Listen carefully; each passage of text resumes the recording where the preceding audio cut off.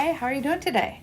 Happy Friday, happy Valentine's Day. Welcome to this Lunchtime Live where we're going to talk about eating out and special occasions because I'm sure a lot of you are headed to eat out. Personally, I think it's too cold outside and I'm okay with not going out again today.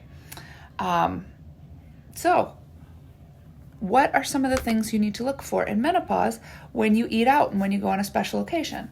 Well, first of all, we want to try and eat as normally as possible, right?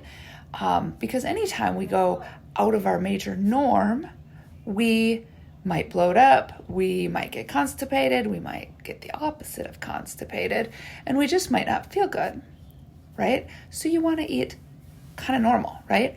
And once you've figured out what normal is, you kind of want to always feel good, right? So one of the things in menopause we want to shoot for is 25 to 35 grams of protein at every meal. So you want to make sure that when you eat out, you continue to get, some protein at your meal, right? So rather than have it be maybe pizza-based or pasta-based, there's nothing wrong with having a side of pizza or a side of pasta, but what about having some veal parmesan to go with that? Or a steak done in a way that you normally wouldn't have it? What is going to be your protein with your meal? Nothing wrong with starches, but having 4 cups of pasta and no protein, probably not going to benefit you very much, right? It's going to zap your energy, it's going to bloat you, it's going to help your brain concentration continue to be on the fritz, right? So start with protein. Next thing you want to do is see what kind of vegetables you can have. Even if you go to a restaurant and they don't have vegetables offered with the meal, you can say, what kind of vegetables do you have that I could get on the side? Can I swap the vegetables out for the French fries? Maybe it's coleslaw. Maybe it's, like a broccoli carrot mix. Maybe it's a side salad. How can you add vegetables to that meal, right? What about buffets? A lot of people go to buffets because I can eat everything that I want. I can eat everything. Okay, how's that going to make you feel, right? What if you shifted your mindset around the buffet that instead of eating everything, you could get a taste of everything, but you don't have to eat all the things, right? One thing that I do is I always start with a salad when I go to the buffet.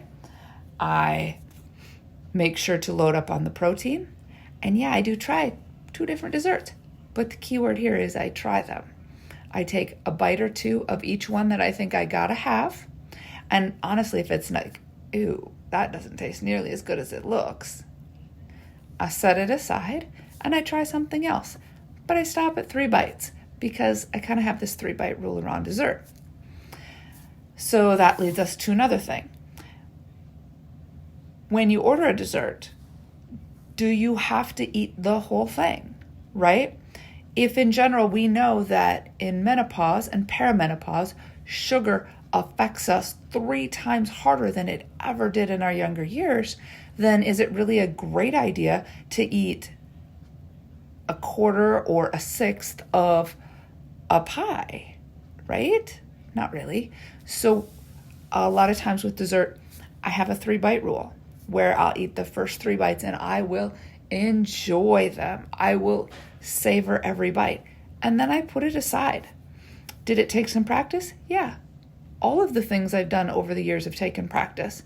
I didn't just end up in this place. I practiced it until I got good at it.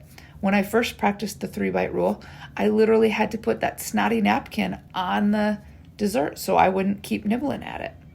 Now it's much easier for me to prearrange a split with whoever I'm with, or to just take 3 bites and then set it aside and be done with it, right? Something to think about when you go to, say, the fancier restaurants and, you get very small portions of everything. Take a look at that and kind of think about your mindset on that I'm going to this very fancy restaurant where, maybe it's $50 a plate kind of thing. And how much do you enjoy that small steak? How much do you enjoy that those vegetables made in a way that you're not used to eating? How much do you enjoy that very small portion of dessert? Because it's like this big treat, right? So what if we planned all of our meals, thought of all of our meals as a treat, regardless of the restaurant that you're at, and just ate regular portions and then moved on about life using food as fuel, not food as the reason to live, right? Not living to eat. We're eating to live, right? So why in menopause is this a big deal? Because if you're not getting the protein, your symptoms are going to flare. If you're drinking too much alcohol, your symptoms might flare. If you're not getting your vegetables, the stuff gets stuck in the colon and you recycle the toxins, and we want to continue to eat as regular as possible, right? So I do these lunchtime lives every Monday, Wednesday, Friday. We talk about it here in the most detail in the Menopausal Project group. Be sure you let your friends know we're here. Wanted to let you know that through this weekend, we've got the Accelerated Nutrition Bootcamp for Menopause on sale. It is, we're going to take the month of February 17th to March 14th. We're going to discuss every topic in nutrition that I can come up with, and we're going to talk about how it relates to menopause. Not whether it's good or bad, but how you can make it work best in menopause, whether that be your protein, your vegetables, your keto, your paleo, your vegetarian, how we can make that work best to work with the menopausal and perimenopausal body. Now, with these last 2 days, I've decided I've really been struggling. Stress is such a major factor in menopause, so we are going to add a whole stress session onto this program so that you can really get a well-rounded program. I want you to get the most out of this program. So be sure you check the link and get signed up for that. We start on Monday. Have a fantastic afternoon. Happy Valentine's Day.